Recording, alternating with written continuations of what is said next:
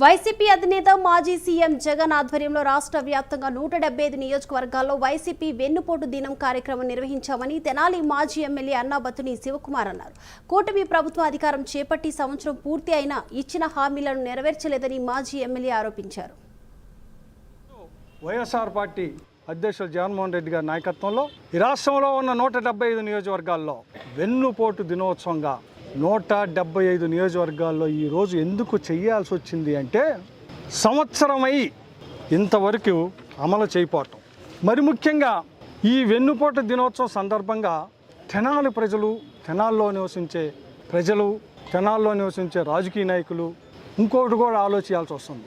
ఏంటంటే అసలు వెన్నుపోటు అనే ప్రధాన బ్రాండ్ అంబాసిడర్ ఎవరు అంటే, అసలు వెన్నుపోటు అనే పదం ఈ తెలుగు రాష్ట్రాల్లో ఎలా వచ్చింది అంటే స్వర్గీయ ది గ్రేట్ ఎన్టీ రామారావు గారిని వెన్నుపోటు పొడిచిన నాదెండ్ల భాస్కర్రావు అసలు వెన్నుపోటుకు ఆద్యుడు. ఫస్ట్ వెన్నుపోటు పొడిచింది నాదెండ్ల భాస్కర్రావు. ఆ తర్వాత చంద్రబాబు నాయుడు గారు. అందుకే తెనాలి ప్రజలుగా, తెనాలి నాయకులుగా మనందరం ఈ వెన్నుపోటు దినోత్సవ సందర్భంగా అసలు ఎన్నుపోటుకి ఆద్యుడైన నాదెండ్ల భాస్కర్రావు కొడుకు నాదెండ్ల మనోహర్ ఈ ప్రాంతంలో ఎమ్మెల్యేగా ఉంటాం, ఈ తెనాలి నుంచి ఎమ్మెల్యేగా ఉంటాం.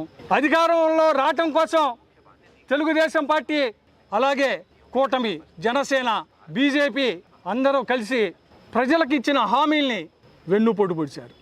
అంటే ఈ సంవత్సర కాలంలో తెనాలి ప్రాతినిధ్యం వహిస్తున్న నాదెండ్ల మనోహర్ గారు వాళ్ళ తండ్రి నుంచి వారసత్వంగా వచ్చిన వెన్నుపోటు అంటే వాళ్ళ తండ్రి ఎన్టీ రామారావు గారికి వెన్నుపోటు పడిస్తే ఆయన కూటమి ప్రభుత్వం అని జనసేనని, తెలుగుదేశాన్ని కలిపిన వ్యక్తిగా చెప్పుకుంటూ ఉంటాడు.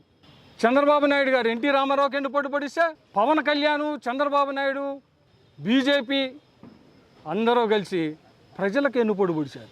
ఏమని ప్రజలకు వెన్నుపోటు పొడిచారు? పవర్ కోసం, అధికారంలోకి ఎక్కటం కోసం ఇష్టం వచ్చినట్టుగా హామీలను చెప్పి ఈరోజు ప్రజలందరికీ వెన్నుపోటు పొడిచారు. ఈ వెన్నుపోటు దినోత్సవ సందర్భంగా అలాంటి మహానుభావులు, వెన్నుపోటుదారులు, వెన్నుపోటుకి ఆజ్యం పోసిన పెద్దలను కూడా తెనాలి నియోజకవర్గ నాయకుడిగా గుర్తు చేసుకోవటం నా బాధ్యత అని చెప్పి గుర్తు చేసుకున్నా కానీ విమర్శించటం ఇద్దాం.